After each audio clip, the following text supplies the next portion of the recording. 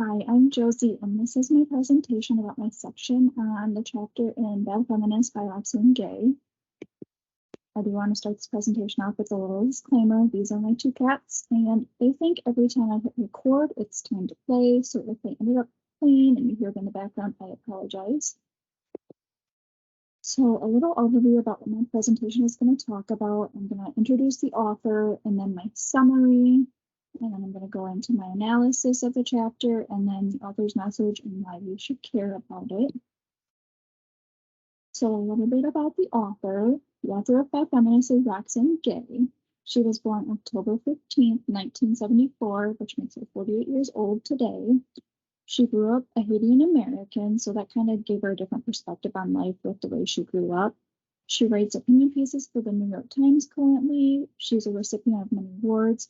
She won the Penn Center USA Freedom to Write Award, the Adversity Face for Freedom of Expression Award, the Lambda Literary Award, which is for LGBTQ writers and their role in shaping the world, the Guggenheim Fellowship, which is for her scholarly artistic abilities in her writing, and she is also the co-creator of Here to Slay, which is a Black feminist podcast.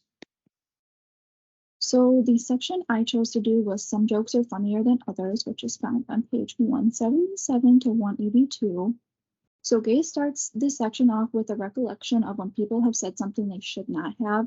So she starts out talking about her sixth grade class on January 28th, 1986. And they were in her science class, and our teacher was really excited to watch the Challenger take off, which is a spacecraft that NASA created. Well, as it was taking off, it exploded and all of the debris flew off into the ocean. And her kid in her class, which was a class clown, decided to say, I guess there are a lot of dead fish now. And the reality of this is what she said was there was 7 people who just died, but he decided to make a joke about it. And so the teacher wasn't really happy about it, and he faced consequences for saying this joke because it really isn't something to joke about, which then led into her idea that though James isn't very good with his words and knowing when he should say something and when he shouldn't, comedians have a way with their words that make it okay. They walk this thin line about okay and not okay, but they stay on the okay side. But one person she brings up that isn't on the okay side is Daniel Tosh, and she has a strong hatred towards him in the way he presents things.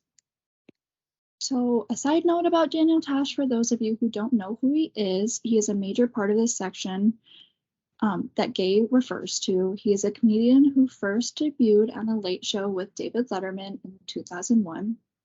He later contracted a deal with Comedy Central for Tosh.0, which I don't know if any of you have seen it, but you can find YouTube videos up now of it. It aired June 4th, 2009 to November 24th, 2020. Videos found on the internet by the producers, and then they critique or make jokes about them. So Daniel Tosh will critique these videos that these producers find. The videos that they use range from cute videos to fetishes, stunts, bodily harm, and everything in between there. When Daniel Tosh critiques these, he really doesn't have a filter, and he just kind of says what's on his mind, which creates a lot of problems with some people. And this is why Gay presents this in her section about this. So continuing on with the summary. So she talks about Daniel Tosh, and she presents this idea about how he has prejudice against females, which is misogynist. And she goes in to tell about how he always makes these jokes and he always thinks men are superior. And one day on his show, he made a rape joke, and this woman finally decided to say, rape jokes are not okay. Like, I do not stand for this. And he followed that up with a gang rape joke, because what's funnier if a rape joke's funny? What's funnier, a gang rape joke? Even though I don't believe so, and Gay as well. And then when he was confronted about this, he said it was shared out of context and he was heckled, so he really didn't give an apology. And then I just found this quote online from Twitter, I should say, and it was about this situation and another situation. He said, all the out of context misquotes aside, I'd like to sincerely apologize. And so like he's kind of putting the blame on the person who called him out instead of like owning what he said. And then he also said, the point I was making before I was heckled is there are awful things in the world, but you can still make jokes about them. And I don't really think this is something to joke about, like Gay presents in this section.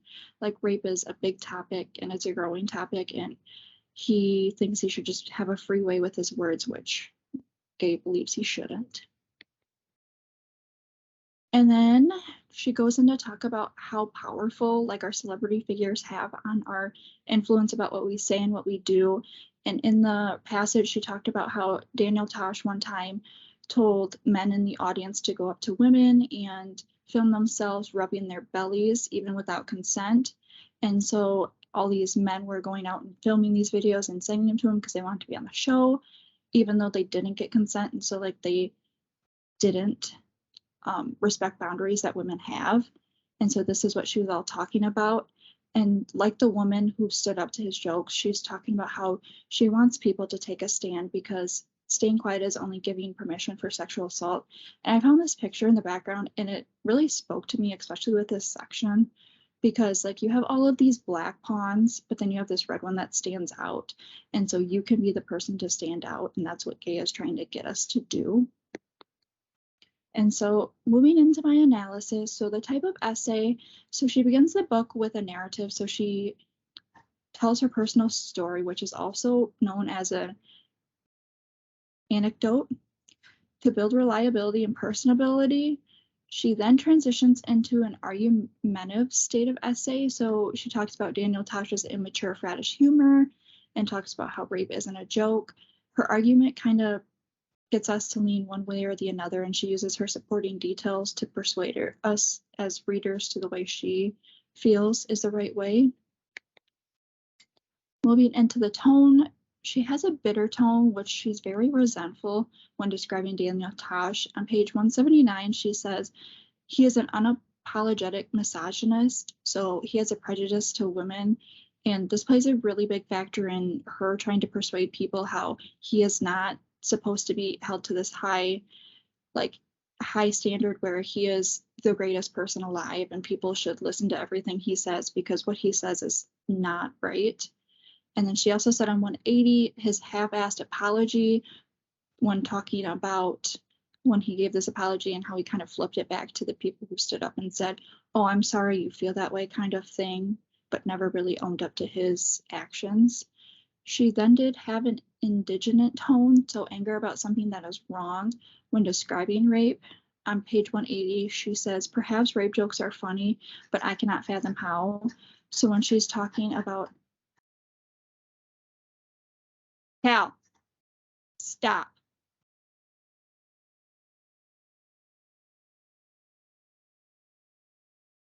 No.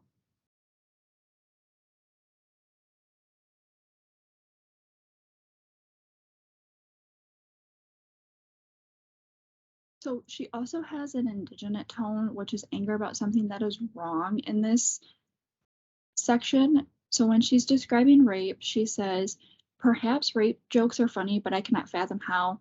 So this just shows how with Daniel Tosh making these jokes, she's so angered because he thinks it's so funny and some viewers think it's so funny to joke about this when it's really not. And then she also says rape humor is not just jokes or stand-up. So again, with Daniel Tosh, it's not just for his act and him to get viewers to watch him. Like it actually happens and it should not be taken lightly. So this leads into what I think is the most effective part of her writing in this section, and this is the use of her italics. She utilized the use of italicized words to draw emphasis to what she was trying to say. So in a passage, she would emphasize what she was saying by italicizing a certain word in the sentence. This then leads to what I think is the most effective way she wrote in this section. She used italics. So she utilized the use of italicized words to draw emphasis to what she was trying to say. It drew readers into really listening to what she has to say because it made those words stand out. I did pull 3 little quotes from what she had in the book to show this. The first one is, but many people find him funny, so there must be something there. So when she was talking about Daniel Tosh, she brought this idea in that, oh, he may be funny. I don't think so, but there must be something there since some people do see that. So she was kind of giving the opposing side to her argument, like, yeah, he may be funny, even though I disagree. Some people may find him funny. The second one is many comedians are very proud of themselves for saying things others are supposedly afraid to say. And this is something really big in her passage because she talks about how these comedians walk a thin line and what they say is okay because they know how to say it. But unlike others, Daniel Tosh doesn't do this. And it's not that people are afraid to say the things that they are saying, like Daniel Tosh making jokes about rape. They just have the common sense not to say things like this, and they know it's wrong to say. And then the final one is we think that's terrible, but we do nothing. So this whole thing about sitting back and kind of like covering our mouths and not saying and standing up for what is right. So this kind of plays into the factor of like her main message to the readers, which then leads us into her message and why you should care. So we are going to experience and hear some things in life we don't agree with or that we may be wrong on, like racial injustices, reproductive injustices, even bullying or harassment.